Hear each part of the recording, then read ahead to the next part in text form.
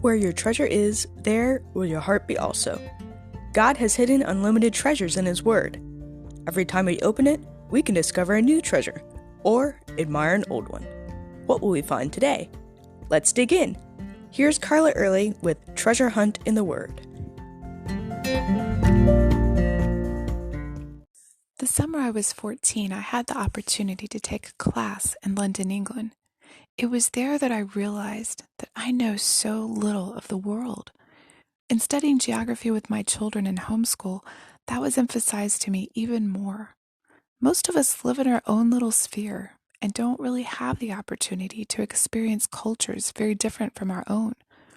How different my life would have been had I been born in a yurt in Mongolia, moving every couple of months, or in a stilt house in Cambodia, using a boat as transportation, or in a crowded Chinese city living under communism, or in the wide open plains of Kenya.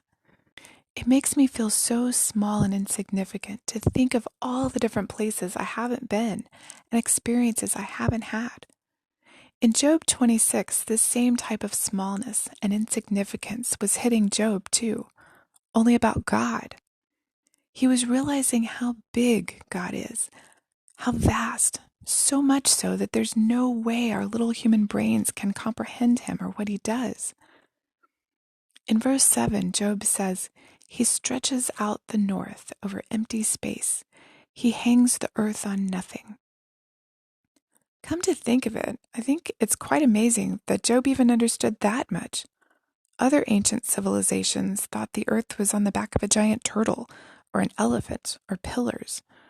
I guess they didn't think about what the turtle or elephant or pillars were standing on.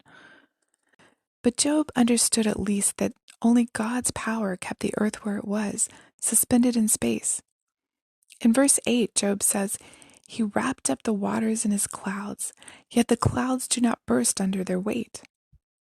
Yes, scientists nowadays probably can explain the concept of how clouds full of water remain floating around in the sky, but all those natural laws that keep them there are totally dependent on God, aren't they? Job had many other things that amazed him about the natural world he saw around him. He covers the face of the full moon, spreading his clouds over it. He marks out the horizon on the face of the waters for a boundary between light and darkness.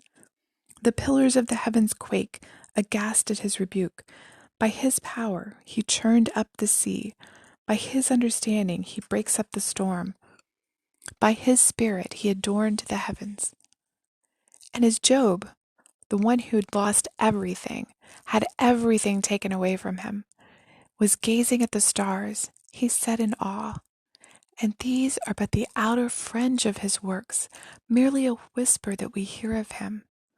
Who can understand the thunder of His power? What Job knew of God, back before the Bible was even written, was only the edges. Job knew God was much, much bigger than he could understand.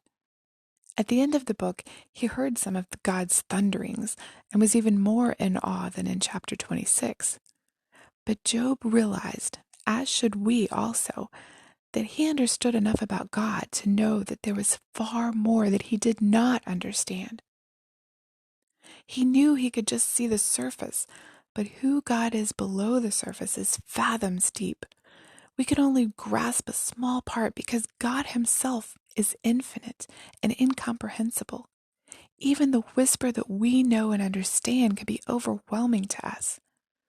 As Paul says in Romans 11:33, Oh, the depths of the riches, both of the wisdom and knowledge of God. How unsearchable are His judgments and His ways past finding out. Also, like Job, we can listen to His whisper and look into the depths, be in awe of who God is and what He does. And we can trust Him. Job doesn't have to know everything about God to know that He is good and kind and loving. And what happened in his life had a purpose beyond what he could understand. So though Job knows that he's righteous and didn't do anything to deserve what was happening to him, he chose to trust God, as should we. Maybe things right now in your life are going on that you just can't understand. Will you be like Job and trust what you do know about God? In trusting God, Job eventually learned and experienced even more of Him. And in trusting God through your trials, you will too. You can contact us at treasurehuntintheword@gmail.com. Also, if you'd like to share a treasure God has given you by doing an episode, please contact us. You can listen to other episodes on our website, which you'll find in the description below. Thanks for listening, and remember, where your treasure is, there will your heart be also.